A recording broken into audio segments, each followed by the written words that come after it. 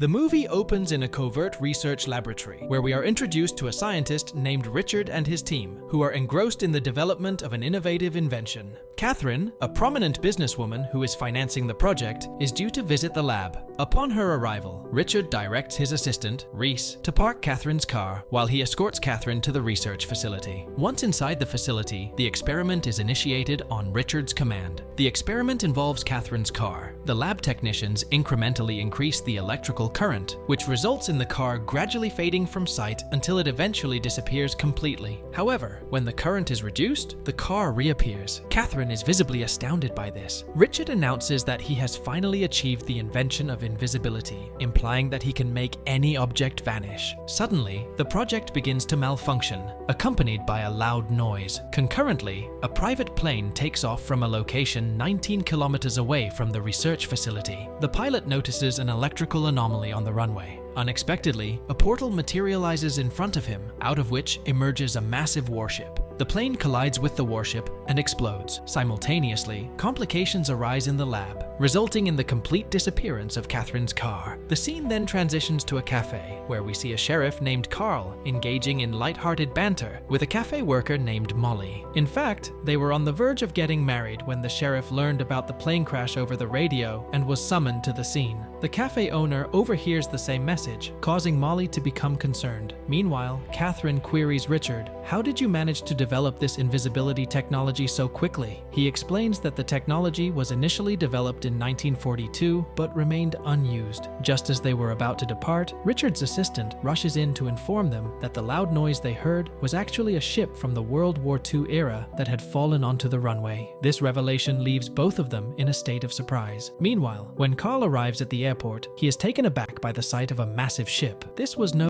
ordinary ship. It was a famous vessel that had mysteriously vanished at sea during World War II and has now reappeared. The ship was known as the Eldridge. Inside the ship, a man named Bill regains consciousness. He struggles to rise from his seat as his shoes are stuck to the ship. With great effort, he manages to stand and begins to search for his companions on the ship. To his horror, he finds all his companions bound to the ship, lifeless and statue-like. This sight fills him with dread. Outside the ship, Carl informs Molly about the Eldridge over the phone. A peculiar light is seen flickering around the ship. When Bill touches this light from within the ship, he is ejected out. Conversely, when Carl touches the light from outside, he is transported inside the ship. Molly arrives at the scene shortly after, and a local worker informs her that Carl has entered the ship. Suddenly, the ship's light begins to flicker intensely, and the ship vanishes, taking Carl with it. Meanwhile, Bill, who had been expelled from the ship, finds himself in the city. He is bewildered by the modern world, as he had traveled from the era of World War II, specifically 1942, to the present day. Bill then spots a newspaper and is taken aback when he sees the date, the 27th of August, 2012. He becomes visibly agitated. He notices Molly's coffee shop nearby and steps inside. He requests a coffee from Lena, a worker at the shop. Bill then inquires about how to get in touch with the Navy, as he needs to return to his own time. Lena advises him that he can reach out to them via the Navy's website. Bill is perplexed by these modern concepts, but chooses to remain silent. He then asks Lena about a woman named Mary Gardner. Lena informs him that she knew a woman by that name, but she passed away a long time ago. However, she is acquainted with Mary's granddaughter, Molly Gardner, and proceeds to share details about her. Subsequently, Bill departs from the coffee shop. Lena then contacts Molly to inform her that a military man had been inquiring about her grandmother. In the meantime, Richard, who was en route somewhere with Catherine, is informed that the generator in his lab is producing an excessive amount of power and is becoming unstable. Simultaneously, Bill begins to experience an electrical shock, and a massive portal opens up in the Chicago skyline. The ship descends from the portal and becomes lodged in a building. Carl remains trapped inside the ship. When he regains consciousness, he realizes that his hand is embedded in the ship's wall. After some time, Bill arrives at the house of Molly's grandmother, where Molly is taken aback to see him.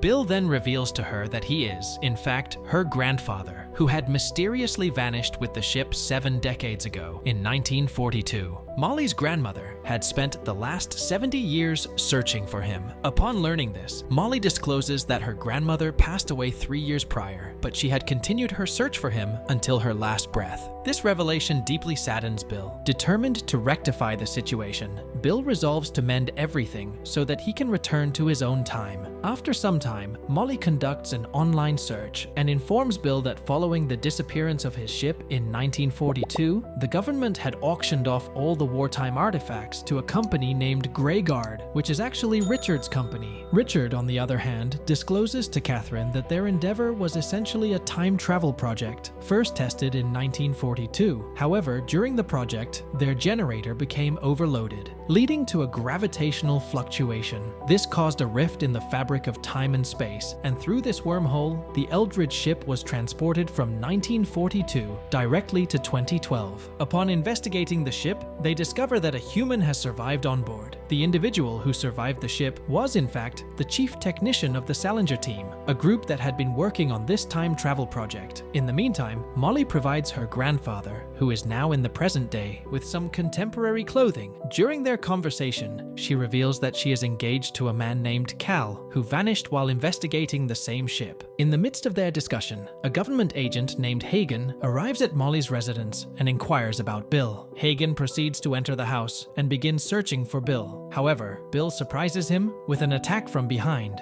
The pair manage to escape from the house. It is at this point that it is revealed that Catherine had dispatched Hagen with the intention of eliminating Bill. We then see Catherine issuing orders to her Special Forces team to enter the ship with the objective of completely obliterating it. Simultaneously, Richard's assistant alerts Richard that the generator within the ship, which was integral to the time travel project, has begun to operate at an intense rate. This could potentially indicate that the ship is preparing to move again. Despite this warning, Catherine does not instruct her team to retreat. Meanwhile, Molly and Bill arrive at Lena's cafe. They borrow her car and some money before setting off for 6th Avenue. Upon their arrival, Bill begins to experience an electrical shock once more. Coinciding with this, the Eldridge starts to generate power, causing the ship to vanish yet again. Carl remains trapped within the ship. He attempts to make a missed call to Molly. When Molly notices the missed call, she is filled with joy as she believes that Carl is still alive. In a bid to rescue Carl, Bill informs Molly that they need to seek out Morton Salinger, the initiator of this project back in 1942.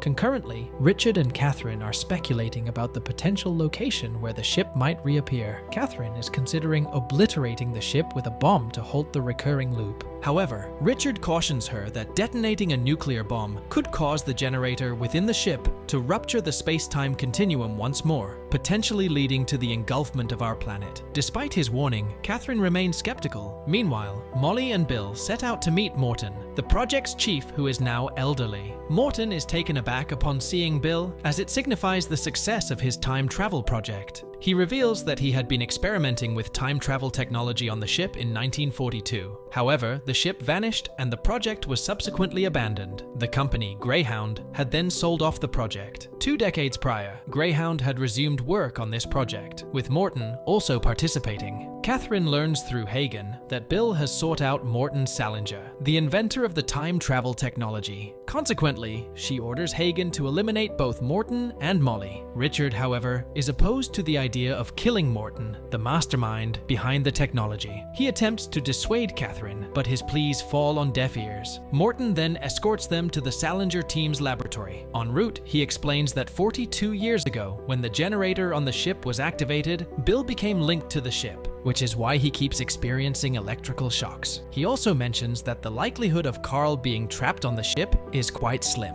In the midst of this, Hagen and his men arrive and launch an attack. Morton retaliates by detonating his car with a laser trap, but Hagen manages to survive the blast. During the ensuing chaos, Morton sustains severe injuries. Before succumbing to his wounds, he informs Bill about another scientist who could potentially help him return to 1942. Following this revelation, Bill and Molly make their escape. As soon as they leave, Hagen executes Morton. Bill and Molly find refuge on the highway, but the appearance of the Eldridge ship triggers a surge of power within Bill, causing him to explode a car. The police arrive on the scene to apprehend Bill, but they manage to evade capture by fleeing in a van. Meanwhile, Catherine initiates an assault on the Eldridge using fighter jets. However, the ship's electric field renders the attack futile. Suddenly, the Eldridge ship disappears and re-emerges at a nuclear plant in England. A massive explosion occurs as the plant is damaged. Concurrently, Bill and Molly arrive at the Salinger Research Center, only to discover that all the scientists there have perished. Molly spots some research laptops and begins to make her exit. However, they are ambushed by Hagen and his team. They open fire on Bill, but much like the ship, he is shielded by an electrical force. He uses this same force to retaliate against them. In the midst of the ensuing battle, Richard, who was en route to the Salinger lab, spots Bill. He urges Bill to accompany him, interrupting the ongoing conflict. During their journey, he informs his companion that the ship is essential if they wish to travel back in time. Meanwhile, Catherine discovers Richard's betrayal. Richard then brings Molly and Bill to his research facility. He explains to them that the ship is necessary for their time travel mission and that it must be brought to the laboratory. Subsequently, he activates all his generators. As a result, Bill begins to experience electrocution once again. Due to the gravitational force generated, the ship materializes in their lab. As soon as the ship appears, Bill is instantly drawn into it. Simultaneously, Catherine arrives at the location and, in conjunction with the ship, commands the complete destruction of the research center. She justifies her actions by stating that they are carried out under the president's orders. In the process, she kills Richard and leaves him wounded. Inside the same ship, Bill encounters Carl, who was previously trapped. Utilizing his abilities, he manages to liberate Carl. However, Hagen also boards the ship and launches an attack on Bill. Meanwhile, outside the ship, Molly appears and shoots Catherine without hesitation. Following Catherine's directive, a nuclear missile is launched towards the research center. In the midst of this chaos, Bill manages to evacuate Carl from the ship. Upon exiting the ship, Carl is overjoyed to reunite with Molly. Upon witnessing the scene, the gravitational force in the vicinity intensifies significantly, leading to the formation of a massive vortex in the sky. This vortex, in addition to pulling the ship, also draws in the aeroplane carrying the nuclear missile. In the midst of this chaos, Carl and Molly manage to escape from the area. Once the ship departs, the vortex eventually closes, restoring calm. As the movie concludes, we see Molly in the company of her grandfather, Bill, who has aged considerably. This indicates that Bill was successful in his quest to travel back in time and had lived out his life with his wife. And with that, the movie ends. I hope you enjoyed our video. Watch the next recaps on the screen and don't forget to subscribe for amazing videos. See you in the next one.